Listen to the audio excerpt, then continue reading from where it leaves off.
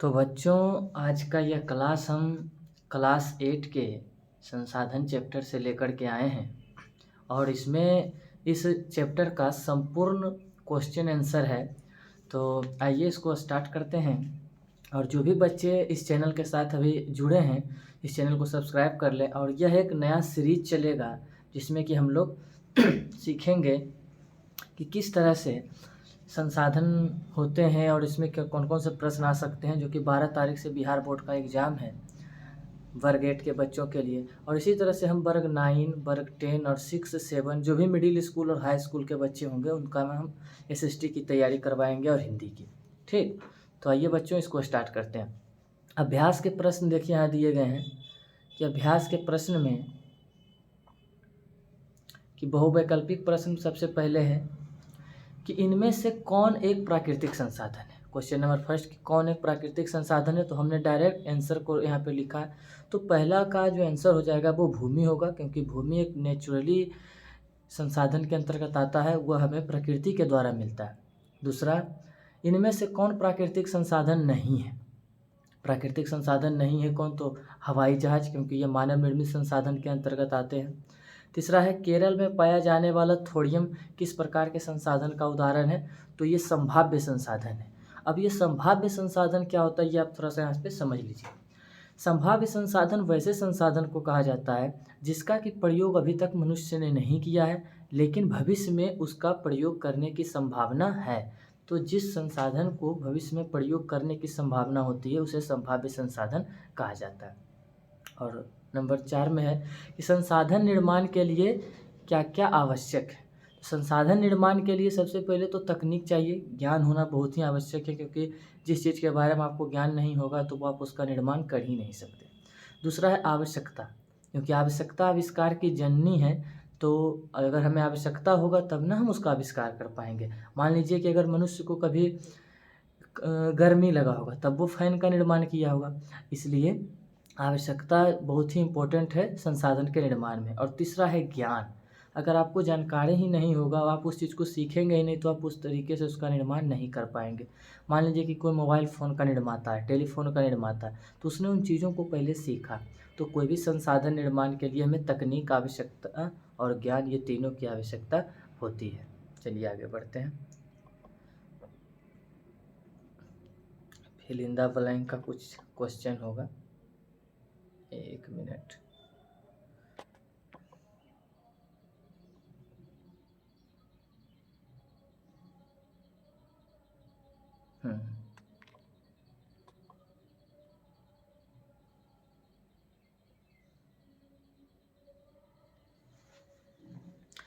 खाली स्थानों को उपयुक्त शब्दों से पूरा करें। यहाँ पे देखिए दिया गया कि खाली स्थान जो है उसको हम उपयुक्त शब्द से पूरा करेंगे। 1 मिनट।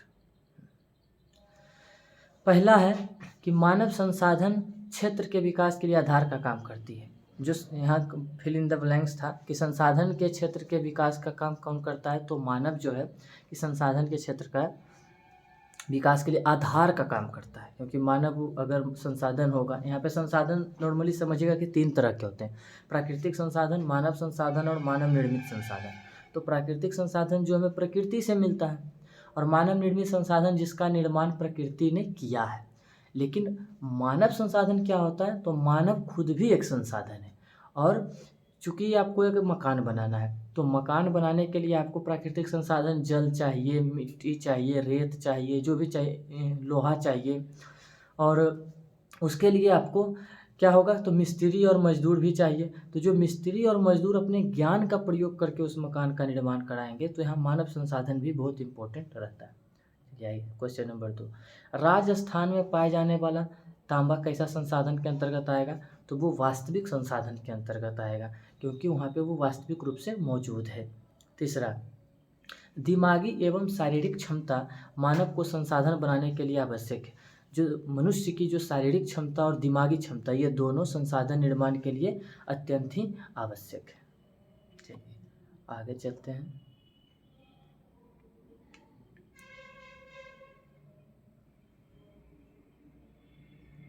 तीसरा में है निम्नलिखित प्रश्नों के उत्तर दें कि अधिकतम 50 शब्द में, इसका आंसर दिया हुआ था लघुत्तरीय प्रश्न। तो इसको हमने शॉर्ट फॉर्म में लिखने का प्रयास किया है। और जो बच्चे इस चैनल पे नए हैं वह इस चैनल को सब्सक्राइब करेंगे और हम इसी तरह अध्याय बाई अध्याय सभी का सॉल्यूशन लेकर के आप लोगों के सामने प्रस्तुत होते रहेंगे। पहला है कि संसाधन की परिभाषा दें। इसको समझने भी साथ में समझते हुए चलेंगे कि मानवीय आवश्यकताओं को पूरा करने वाले सभी जीव जंतु वस्तुएं एवं पदार्थ संसाधन कहे जाते हैं। देखिए, संसाधन जो है मानव के जीवन से संबंधित सब संपूर्ण चीज़ जो भी हमारी आवश्यकता को पूरा करता है। जैसे कि हमको प्यास लगा है तो पानी पीना है, जैसे कि हमको कहीं जाना है तो हमें गाड़ी या साइकिल जो भी चाहिए, और खाना है, हमें पेड़ पौधे, ये सभी जो हमारे आसपास वातावरण में जो भी मौजूद है, मानव की आवश्यकता को जो भी चीज़ पूरा करता है पृथ्वी पर, वो सभी क्या है, संसाधन है। और देखिए, अब 10th के अगर बच्चे हैं तो 10th में एक जिमरमैन है, वो उन्होंने कहा था कि संसाधन होते नहीं बनते हैं, तो उस पर भी हम लोग चर्चा आगे करेंगे। प्रश्न संख्या 2 है कि संसाधन के वर्गीकरण के प्रमुख आधार कौन कौन से हैं। जैसे कि संसाधन तो अलग अलग प्रकार के होते हैं। नॉर्मली जो अगर पूछा जाएगा तो वो 3 प्रकार के, प्राकृतिक संसाधन, मानव संसाधन और मानव निर्मित संसाधन, लेकिन उसके भी बहुत सारे रूप हैं। तो संसाधन का जो वर्गीकरण किया गया उसका आधार क्या है बेसिकली, तो नंबर 1 है विकास एवं उपयोग, कि उसका हम कितना उपयोग कर रहे हैं उसके अनुसार संसाधन का आधार है। दूसरा है उत्पत्ति का आधार, मतलब जन्म, उत्पत्ति का मतलब क्या होता है, जन्म। तो उत्पत्ति के आधार पर भी संसाधन 2 तरह के होते हैं, इसका चर्चा हम लोग आगे करेंगे, जैव संसाधन और अजैव संसाधन। तीसरा है उपलब्धता का आधार, उपलब्धता का आधार। चौथा है वितरण का आधार और पांचवा है स्वामित्व का अधिकार, जिसको हम लोग मालिकाना अधिकार बोलते हैं। ठीक, तो ये लघुत्तरीय प्रश्न है, आप लोग इसको नोट करते चलिएगा, वीडियो रोक करके पॉज करके इसको नोट कर लीजिएगा। तीसरा है कि प्राकृतिक संसाधन का संरक्षण क्यों जरूरी है, मतलब प्राकृतिक संसाधन को बचाना क्यों आवश्यक है। तो देखिए, इसका आंसर क्या है कि प्राकृतिक संसाधन को मानव अपनी आवश्यकता एवं मांग के अनुसार अपने तकनीक द्वारा इसका उपयोग करता है, इसलिए इसका संरक्षण आवश्यक है। देखिए, अगर नॉर्मली बात में समझा जाए तो प्राकृतिक संसाधन का संरक्षण इसलिए भी जरूरी है क्योंकि मानव का संपूर्ण जीवन यह संसाधन पर ही निर्भर है, और अगर प्राकृतिक संसाधन नहीं होगा तो मानव अपने जीवन की कल्पना भी नहीं कर सकता, इसलिए प्राकृतिक संसाधन का संरक्षण बहुत ही आवश्यक है। आगे बढ़ते हैं।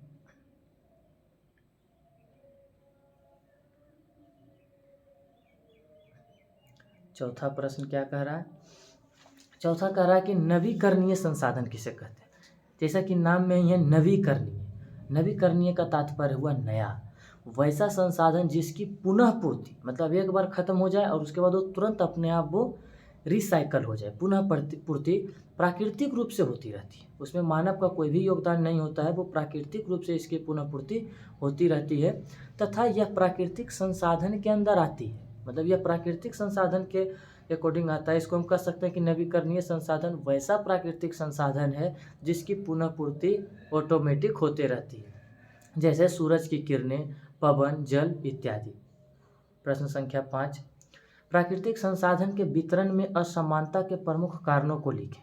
तो प्राकृतिक संसाधन का वितरण क्या होता है कि सभी संसाधन का जगह जगह पे वो अलग अलग उसका उत्पादन है। बात का मतलब कहीं पे पेड़ अधिक है, कहीं पे जल अधिक है, कहीं पे मिट्टी अधिक है, तो ऐसा वितरण में असमानता का प्रमुख कारण क्या है। तो आइए इसका आंसर हम लोग देखते हैं कि जल एवं वन एक प्राकृतिक संसाधन है। इसको हम लोग समझेंगे कि जल एवं वन क्या है, प्राकृतिक संसाधन है, जिनके भंडार या पुनः पूर्ति में मानवीय हस्तक्षेप के कारण रुकावटें आती है। अगर मनुष्य इसके अंदर रुकावट नहीं लाएगा तो ये ऑटोमेटिक अपना भंडारण और पुनः पूर्ति कर सकता है। यदि इन संसाधनों के प्रति मानव का हस्तक्षेप कम हो जाए तो वे स्वयं ही पुनः पूर्ति में लग जाएंगे, और उससे क्या होगा कि वो अपने अपने जगह पे खुद अपना उत्पादन अच्छे ढंग से कर पाएंगे। तो प्राकृतिक संसाधन के वितरण में जो असमानता देखा जाता है उसका सबसे प्रमुख कारण है मानवीय हस्तक्षेप। आगे अब यहाँ देखिए दीर्घोत्तरीय प्रश्न है। दीर्घोत्तरीय प्रश्न में क्या था, एक मिनट, निम्नलिखित प्रश्नों के उत्तर दें और प्राकृतिक संसाधन का वर्गीकरण उपयुक्त उदाहरण के साथ प्रस्तुत करें। अभी हमने आपको बताया कि हम इसका वर्गीकरण करेंगे, तो नॉर्मली आप यहाँ देख सकते हो कि 3 प्रकार में इसको बांटा गया है। एक मिनट, नंबर 1 में ये है प्राकृतिक संसाधन। एक मिनट।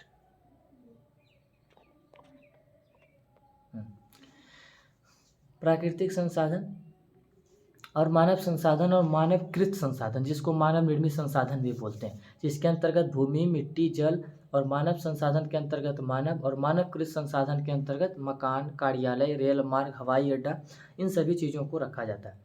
तो अभी हमने ऊपर में पढ़ा था कि इसका आधार क्या होता है। तो बेसिकली आधार है कि विकास एवं उपयोग, हम उसको विकास एवं उपयोग के दृष्टिकोण से क्या कर सकते हैं, वास्तविक संसाधन और संभाव्य संसाधन।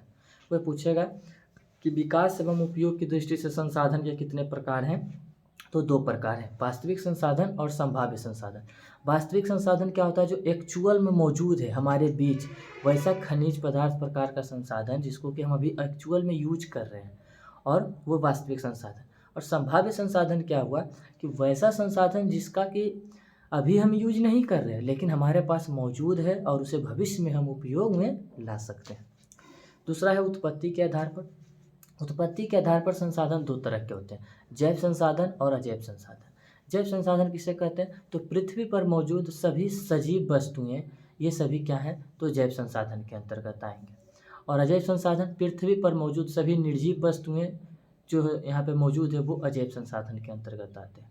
अब है तीसरा, उपलब्धता के आधार पर संसाधन 2 तरह के होते हैं, नवीकरणीय और अनवीकरणीय। नवीकरणीय संसाधन वैसा प्राकृतिक संसाधन जिसका पुनःपूर्ति प्राकृतिक रूप से होता रहता है, और अनवीकरणीय संसाधन वैसा संसाधन जिसका कि एक बार प्रयोग कर लेने के बाद हम उसका दोबारा प्रयोग नहीं कर सकते, जैसे में कोयला। और चौथा है वितरण के आधार पर, कि कहाँ पे वो कितना संसाधन मौजूद है, तो उसके आधार पर भी संसाधन 2 तरह के, एक है सर्वत्र उपलब्ध संसाधन और एक है स्थानीय संसाधन।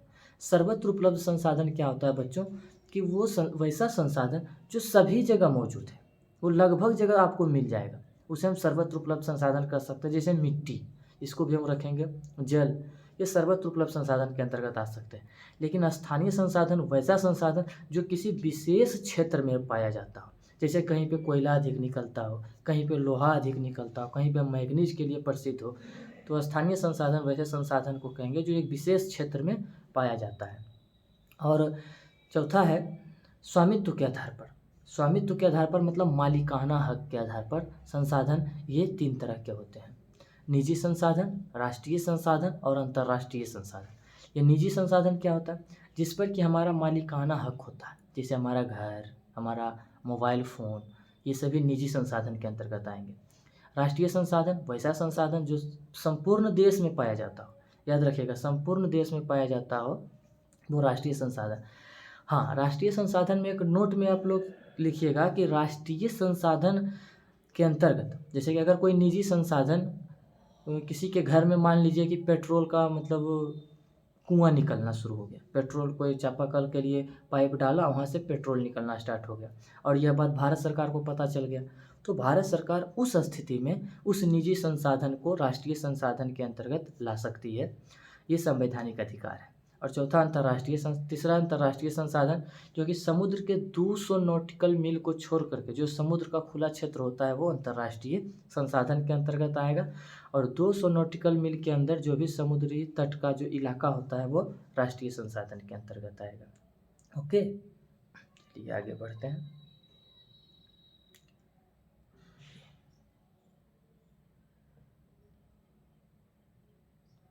ये हम अध्याय बाई अध्याय लाते रहेंगे, इसलिए आप लोग इस चैनल को सब्सक्राइब कर लें और शेयर भी कर दें, ताकि लोगों तक पहुंच सके और बच्चे इससे जानकारी ले सकें। दूसरा प्रश्न है कि संसाधन बनाए जाते हैं, उपयुक्त उदाहरणों के साथ स्पष्ट करें। सही बात है, अभी इतना प्रश्न के बाद हम लोग समझ रहे हैं कि संसाधन बनाए जाते हैं। संसाधन का एग्जाम्पल ही होता है, संसाधन का परिभाषा ही होता है कि मानव की आवश्यकताओं को पूरा करने वाले सभी जीव जंतु, सभी प्राकृतिक वस्तुएं, या फिर सभी सजीव, जो भी सजीव निर्जीव कुछ भी मानव की आवश्यकता को कुछ भी पूरा करता है, जो भी हमारी पृथ्वी पर मौजूद जीव जंतु, पेड़ पौधे, हुए सभी संसाधन हैं। लेकिन एक हम और संसाधन के प्रकार में पढ़े थे कि मानव संसाधन, मानव निर्मित संसाधन, तो संसाधन बनाए भी जाते हैं। उदाहरण के तौर पर यहाँ देखिए, पहले प्रश्न पढ़ लेते हैं कि जब तक बालू नदी या मरुस्थल में पड़ा होता है, ठीक, तो उसका उपयोग नहीं होता है। परंतु जब उस बालू को वहाँ से उठाकर हम भवन निर्माण में लगाते हैं और उसका उपयोग और मूल्य क्या होता है, दोनों बदल जाता है। इसलिए हम कह सकते हैं कि संसाधन बनाए जाते हैं। ऐसे समझिएगा कि संसाधन को जब तक वो प्राकृतिक रूप से वो नदी में या मरुस्थल में पड़ा हुआ है, उसका कोई भी उपयोग नहीं हो रहा है, उसका कोई मूल्य नहीं है, लेकिन हमने उसको क्या किया कि ट्रैक्टर में भरा और ट्रैक्टर में भर करके शहर ले आए और वहाँ पर ला करके भवन निर्माण के लिए हमने उसका प्रयोग किया, तो हमें उसका कीमत भी मिला और उस रेत से जब भवन बना तो उसका उपयोग भी उन लोगों को समझ में आया। इसलिए संसाधन बनाए भी जाते हैं। प्रश्न संख्या 3 है कि संसाधन संरक्षण की आवश्यकता, 1 मिनट, संसाधन संरक्षण की आवश्यकता पर प्रकाश डालें। अब माने कि संसाधन संरक्षण की आवश्यकता क्या है, तो संसाधन पर ही मानव जीवन निर्भर है, तो संसाधन का संरक्षण भी आवश्यक है, क्योंकि आजकल प्राकृतिक संसाधन का बहुत अधिक दोहन हो रहा है। तो हमने यहाँ पे इसका आंसर देने का प्रयास किया है कि संसाधन मानव जीवन के अत्यंत महत्वपूर्ण पहलू में से एक है। हम इसके बिना जीवन की कल्पना भी नहीं कर सकते, परंतु मनुष्य ने अपनी आवश्यकता पूर्ति के लिए प्राकृतिक संसाधनों का अत्यधिक दोहन किया है। हमने कई प्राकृतिक संसाधनों का इतना अधिक खनन एवं उपयोग किया कि आज वे खत्म होने के कगार पर है। मानव के इन संसाधनों का होना आज भी जरूरी है और भविष्य में भी, इसलिए इन प्राकृतिक संसाधनों का संरक्षण परम आवश्यक है। इसको आप ऐसे समझिए कि संसाधन का आज हम लोग इतना दोहन कर रहे हैं, जिसका कि उदाहरण है कि आज जल प्रदूषण या फिर पेड़ पौधे अधिक मात्रा में कटाई कर दिए गए हैं, जिसके कारण वर्षा नहीं होती है, तो उसके कारण भी बहुत सारी समस्याओं का सामना करना पड़ता है। इसलिए हमें संसाधन को संरक्षित करना है, संसाधन को बचाना है, अधिक पेड़ पौधे लगाना है, जल को स्वच्छ करने का प्रयास करना है, अपने आसपास का माहौल सफाई के तौर पर रखेंगे ताकि हमारा वातावरण स्वच्छ रहे और हम अपने जीवन को आगे तक ले जा सकें। एक और प्रश्न है बच्चों, प्रश्न संख्या 7, ये लास्ट प्रश्न है, इसको हम लोग देखते हैं क्या कहता है कि संसाधनों के अत्यधिक दोहन से मानव ने संकट पैदा कर दिया। इस कथन से आप कहाँ तक सहमत है? वही प्रश्न जिसका आंसर अभी हमने पढ़ा अभी हाल फिलहाल, कि मानव ने संसाधनों का अत्यधिक दोहन किया और जिसका कारण है आज हमारे वातावरण में मौजूद प्रदूषण। मानव ने इन संसाधनों का अविवेकपूर्ण इस्तेमाल तो किया ही इसे इस प्रकार प्रदूषित भी कर दिया कि वे आज सीधे उपयोग के लायक नहीं है, जैसे जल, वायु, हवा इत्यादि। इसलिए हम इन बातों से पूर्णतः सहमत है कि संसाधनों के अधिक दोहन से मानव जाति आज संकट में है। इसको ऐसे समझेंगे कि संसाधन के अत्यधिक दोहन से मानव जाति संकट में है, इससे हम पूर्णतः सहमत हैं, क्योंकि आज हमने जितना जल हो, पेट्रोल हो, मिट्टी हो, इन सभी का इतना उपयोग कर दिया है और इसमें हम लोग क्या करते हैं, मिट्टी में आज बहुत सारे खाद का प्रयोग किया जाता है, जिससे इसकी उपजाऊ क्षमता तो बढ़ती है लेकिन इसकी गुणवत्ता में कमी आती है। जल क्या है, तो जल हम डायरेक्टली पी नहीं सकते हैं, मानव के द्वारा इसको इतना गंदा कर दिया गया है, पेड़ पौधे समाप्त कर दिए गए हैं। तो इसके लिए मानव ही एकमात्र ऐसा प्राणी है जो इसका जिम्मेदार है, क्योंकि वह संसाधन का अविवेक